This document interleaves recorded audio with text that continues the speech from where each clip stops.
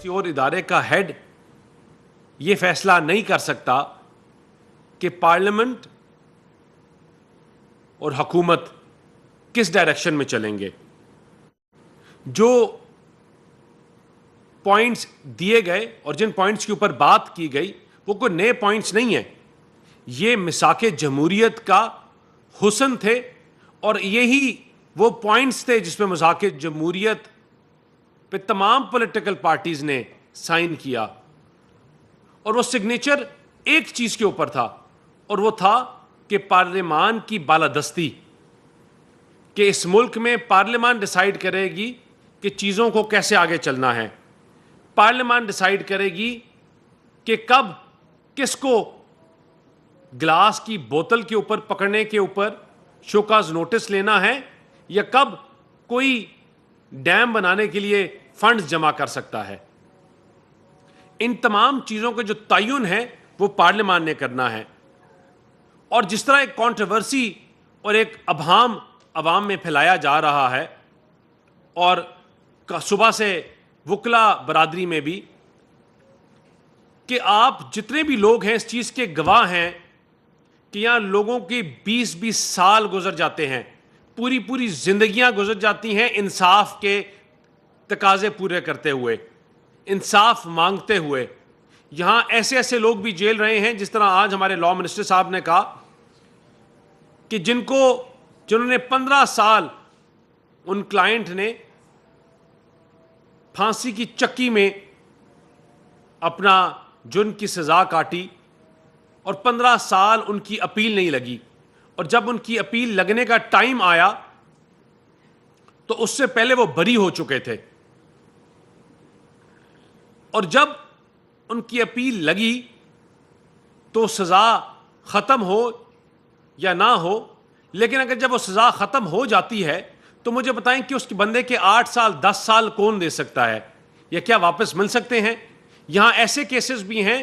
کہ جہاں لوگوں کو عمر قید سزائے موت ہوئی، سزائے موت ہونے کے بعد انہوں نے اپیلوں پہ گئے، اپیلیں ان کی 20 سال 16 سال بعد لگی، اس میں سزائیں ریورس ہوئی، اور ریورس ہونے کے بعد جب وہ بری ہوئے تو اس سزاؤں سے زیادہ ٹائم وہ گزار چکے تھے. تو جتنی بھی لائر فیکلٹی ہے، ہمارے وکلا ہیں، وہ اس چیز کو سمجھتے ہیں اور ان کو پتا ہے کہ کتنی سخت ضرورت ہے اس وقت اس ملک میں ایسی امینڈمنٹس کی، ایسی ترمیم کی جو سپیڈی جسٹس کر سکیں. جو لا کا سب سے پہلا میکسم ہے، جو میں ایز اے وکیل ہمیں جو پڑھایا گیا کہ justice delayed is justice denied. اور ان لوگوں کو انصاف تب مل سکتا ہے کہ آپ کے جو ادارے ہیں وہ کام کریں، وہ سپیڈلی کام کریں. وہ ججز جو دن میں 20 کیس سنتے ہیں اور وہ ججز جو دن میں صرف 3 کیس سنتے ہیں، ان میں کوئی تفریق ہو، اکاؤنٹیبلٹی ہو آن فارم آف ڈیلیورنس، کہ وہ کس طرح کا کام کر رہے ہیں، کیا کام کر رہے ہیں. اور یہ طاقت جو ہے یہ پارلیمان کے پاس ہے،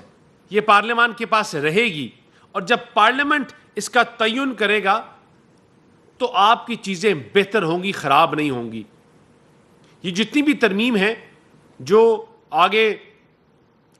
جن کے اوپر ڈسکشن اور ڈیبیٹ ہو رہی تھی، ان کا جو سورس اوریجن ہے وہ اوریجن ہے کہ پارلیمنٹری ساورنٹی کو اپ ہولڈ کرنا، پارلیمنٹ کو سپریم کرنا، اور پارلیمنٹ کی جو طاقت ہے اس کو آگے لے کے چلانا. کہ یہ ہمیں کوئی نہیں بتا سکتا یا ڈکٹیٹ کر سکتا کہ پارلیمان کو کیسے چلانا ہے. یہ کوئی ڈکٹیٹ نہیں کر سکتا کہ پارلیمانی بزنس کس طرح چلنا ہے، اور یہ بھی کوئی ڈکٹیٹ نہیں کر سکتا کہ اس ملک کا تعین اور کس طرف جانا ہے یا اس ملک کو کس طرف لے کے جانا ہے. ان تمام چیزوں کا تعین، ان تمام چیزوں کا فیصلہ یہ پارلیمان کے پاس ہے. اور انشاءاللہ پارلیمان آگے ٹائم آنے کے اوپر ان چیزوں کو اوپر کلیئرٹی بھی لائے گی،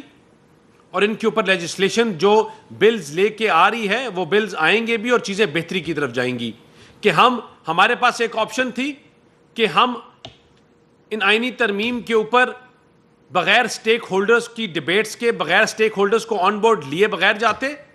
یا دوسری طرف ہمارے پاس آپشن تھا کہ ان تمام لوگوں کو جو افیکٹڈ ہیں، جو جس طرح 18ویں ترمیم میں ڈیبیٹس ہوئی اسی طرح تمام سٹیک ہولڈرز کو آن بورڈ لیا گیا، انہوں نے اپنی رائے دی، اس میں کچھ چیزیں ڈلی، کچھ چیزیں نکالی گئی جو ابھی جو ترمیم آ رہی تھی. اور اسی طرح کہ جو سٹیک ہولڈرز کو آن بورڈ لانے کا جو فیصلہ تھا اس کی ایک ہی وجہ تھی، اور یہ وجہ یہ تھی کہ جب تمام پارلیمان کے لیڈرز اکٹھے بیٹھ کے فیصلہ کریں گے تو چیزیں بہتر ہوں گی، وہ سب اس کو انڈورس کریں گے، اور ہر جماعت کے اور ہر صوبے کے لوگ اس کو انڈورس کریں گے.